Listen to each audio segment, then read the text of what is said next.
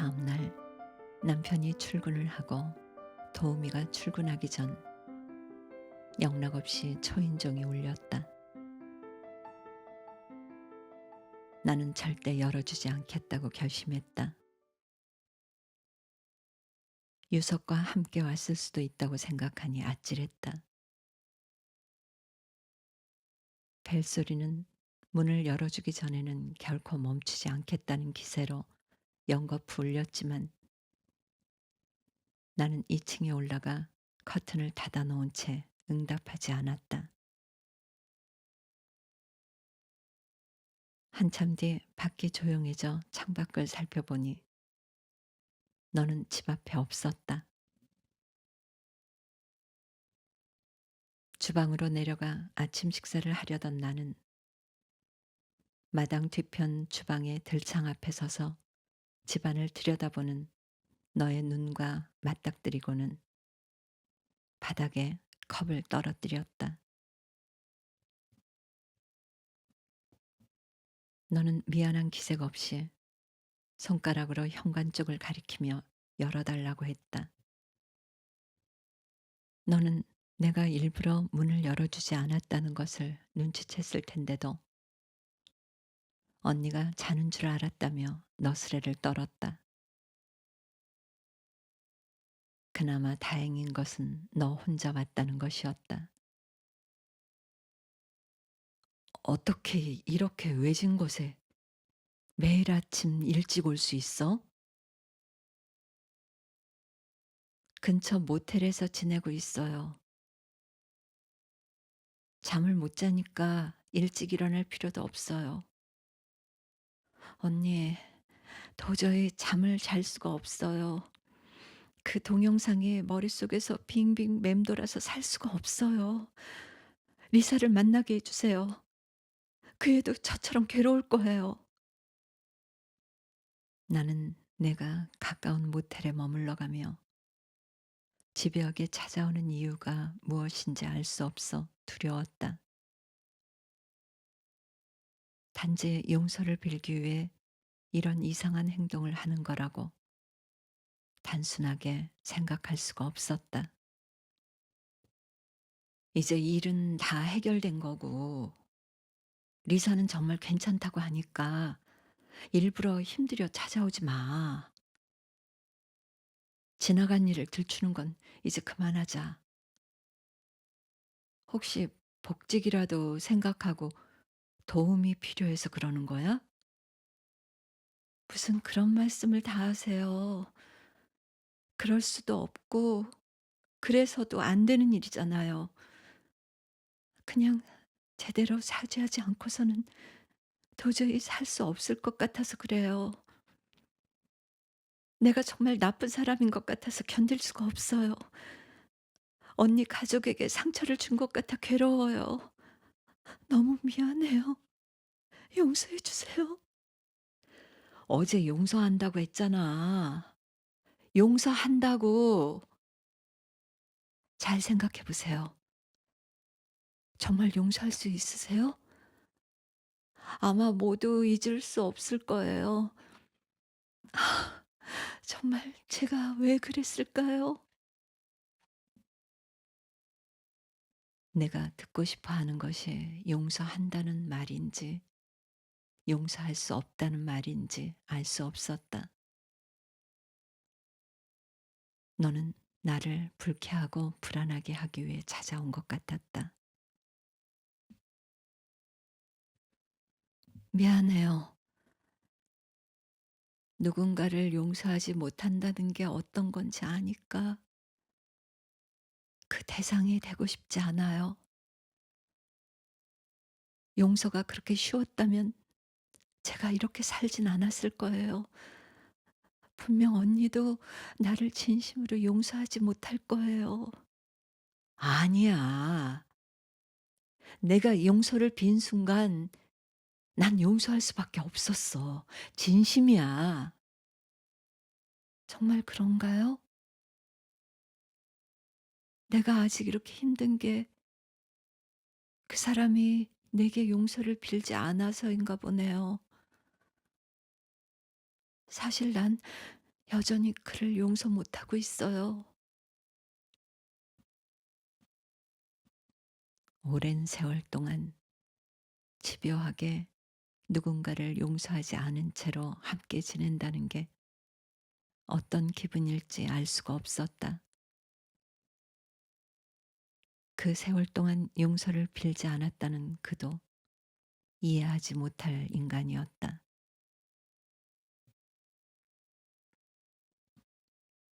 그 사람을 6년 만에 찾았어요. 베를린에 있었어요. 계획대로라면 우리는 그맘때쯤 함께 그곳에서 공부를 하고 있었겠죠. 그런데 그가 혼자 거기 있었던 거예요. 내가 그곳을 떠나올 때 그가 쉽게 따라올까 두려워 돈을 한 푼도 남기지 않았다. 그렇다 하더라도 빌린 집을 처분해 어떻게든 귀국할 수 있을 거라고 생각했다. 나는 뒤따라올 그를 피하기 위해 도시에서 멀리 떨어진 전원주택 단지로 이사했다. 아기를 위해 좋은 공기와 넓은 집이 필요하다는 말에 남편은 마당에 있는 2층 집을 구입했다. 다행히 그는 나를 찾아내지 못했다. 가끔 그가 어떻게 지낼지 궁금했지만 평생 다시 마주치지 않기를 바랐다.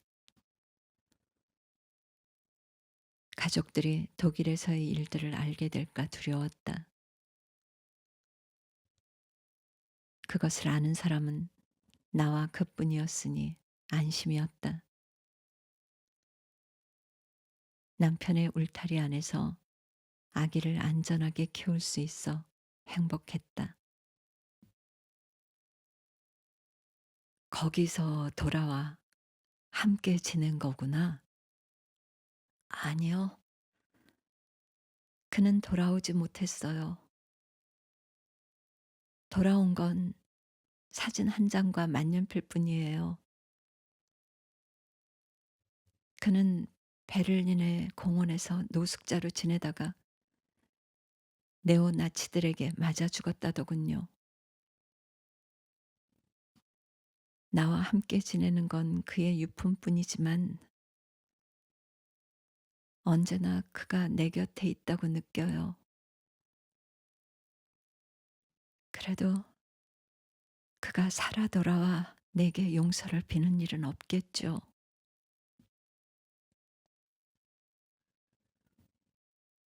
너는 내 앞에 사진 한 장과 만년필을 내밀었다. 유석과 나, 아기가 찍힌 사진이었다. 사진 속 나는 잠옷 차림으로 아기에게 젖을 물리고 있고 그 옆에서 유석이 거울을 통해 세 명의 모습을 찍고 있었다. 그 속에는 우리가 함께 지냈던 독일의 낡은 집과 내가 두고 온 가재 도구들이 그대로 담겨 있었다. 나는 사진을 애써 외면하며 만년필을 집어들어 뚜껑을 열었다. 촉이 없는 만년필에는 암갈색으로 말라 비틀어진 리사의 탯줄이 들어 있었다. 너는 장식장 위에 놓인 리사의 아기 때 사진을 바라보며 넋을 놓고 앉아 있었다. 나는 얼른 정신을 추스리려 했지만 상상도 못했던 일에 놀라 허둥거리기만 했다. 내가 어디까지 알고 있는지 도무지 감이 잡히지 않아 섣불리 말을 꺼낼 수가 없었다.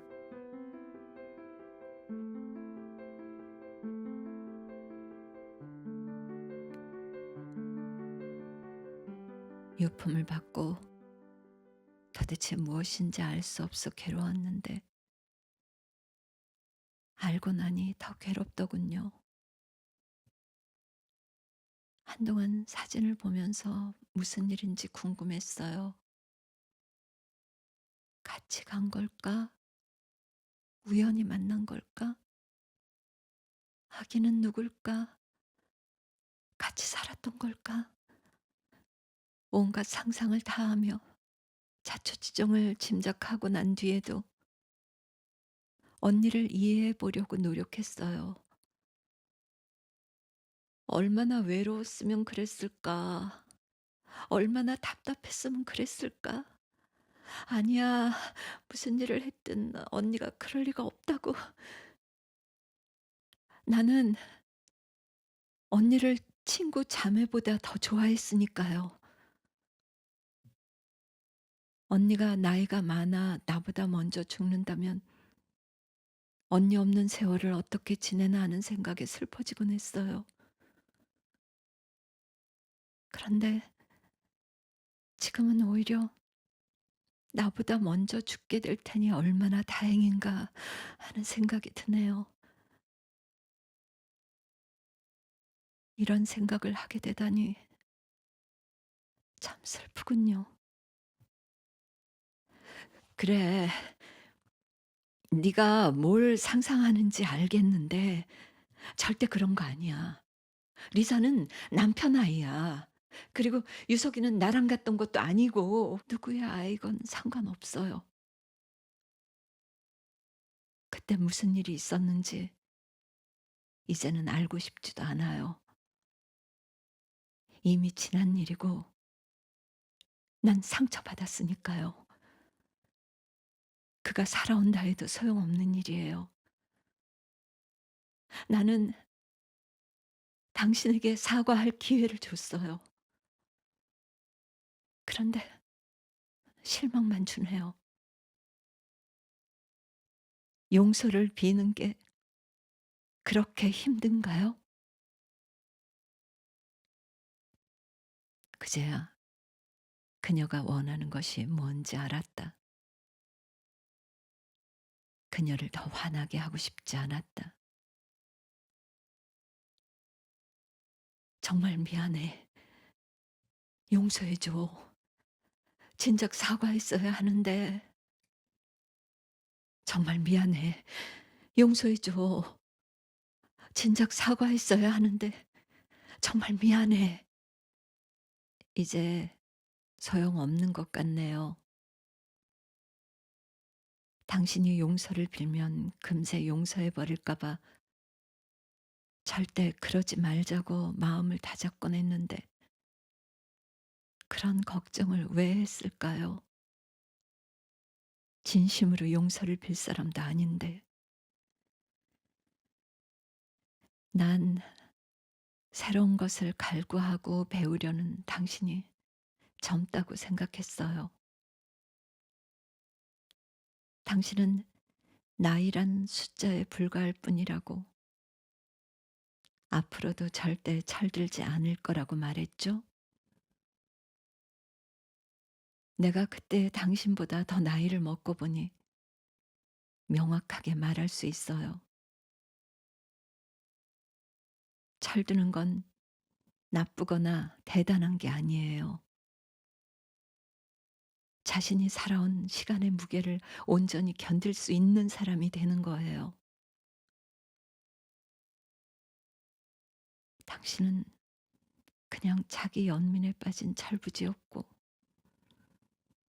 당신 뜻대로 쉰이 넘은 지금까지 여전히 철이 안 든 것 같네요. 나는 당신을 경멸합니다. 너무 정중한 말투라 얼핏 들으면 당신을 존경합니다 라고 말하는 것 같았다. 이상하게 그 말을 듣고도 화나지 않았다. 내가 생각하고 있었던 것이 그녀의 입을 통해 쏟아져 나온 것 같았다.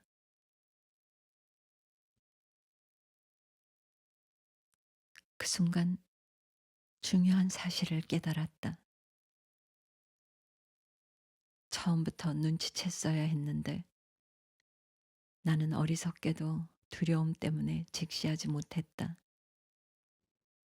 내가 한 번도 옷을 갈아입지 않았다는 것과 내 얼굴이 오래전과 달라지지 않았다는 것을 왜 의아하게 생각하지 않았을까? 내가 검은 롱코트 말고 다른 옷들은 전혀 기억하지 못하기에 넌 늘 그 코트 차림으로 나타난 것이 분명했다. 마을 어귀에 경차만 들어서도 소리가 울리는 이곳에 이른 아침 자동차 소리 없이 이곳에 왔다는 것도 이상했고 아무도 없는 시간에만 온 것도 수상했다. 그리고 내가 어떻게 내 내면을 알고 있는 것일까? 너와 한참 이야기했지만 우리의 대화는 유석과 리사에게 집중되어 있을 뿐 너의 현재를 전혀 알 수 없다는 것도 이상했다. 너는 실제 인물이 아닐 수도 있었다. 내가 억눌러 두었던 죄책감과 내 자신을 경멸하는 마음이 너를 닮은 존재로 현현한 것이 분명했다. 너는 실제가 아니라 내게서 분열되어 나온 병리학적 인격체일지도 몰랐다.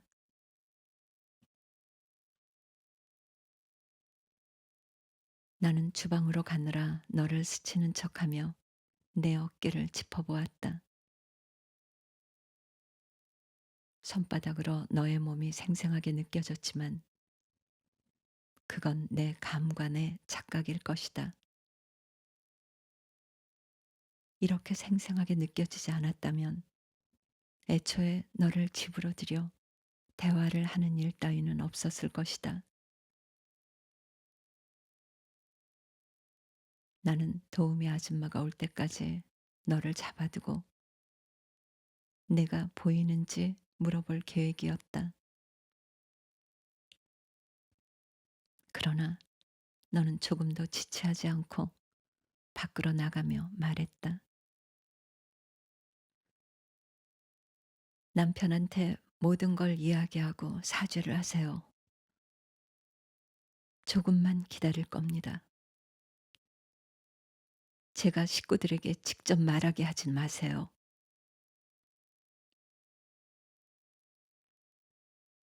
너의 경고는 어떤 말보다 공포스러웠다. 내일 너는 다시 찾아올 것이다. 이런 불편한 방문은 언제까지 계속될지 모른다. 결국 난 너를 견디지 못하고 기어이 내 입으로 남편에게 진실을 말해버릴 것 같은 불길한 예감이 들었다. 그 뒤에 어떤 일이 벌어질지 모르지만 어쨌건 지금처럼 평온한 일상을 맞이할 수 없으리라는 것은 명약관하하다. 너는 마을 어귀를 향해 걸었다. 내가 갑자기 사라질지도 모른다는 생각에 너에게서 눈을 떼지 않은 채로 자동차 키를 꺼내 들고 따라 나갔다.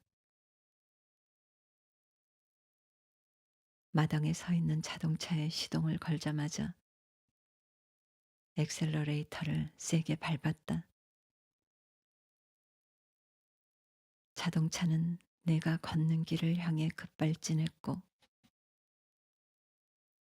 너는 공중으로 한번 치솟았다가 바닥에 떨어져 자동차 바퀴 밑으로 빨려 들어갔다.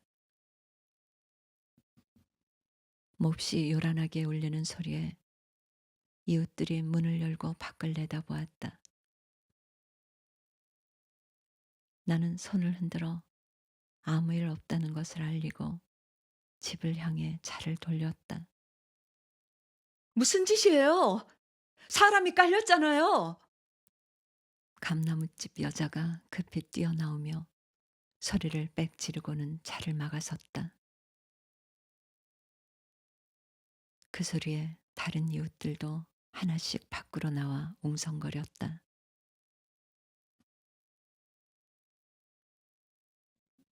나는 안다.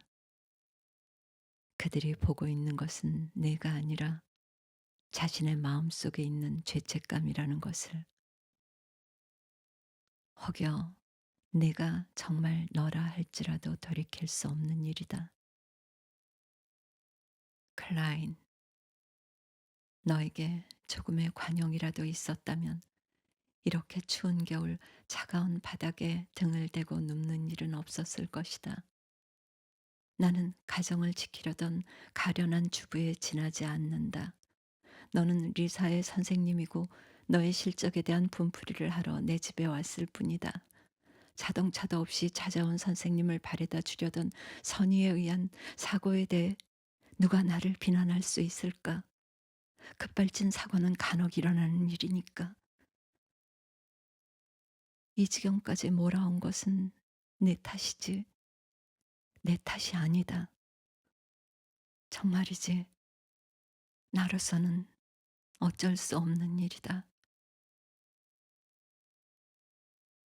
나는 차 밖으로 나가 사람들에게 물었다. 정말 이게 당신들 눈에 보이나요?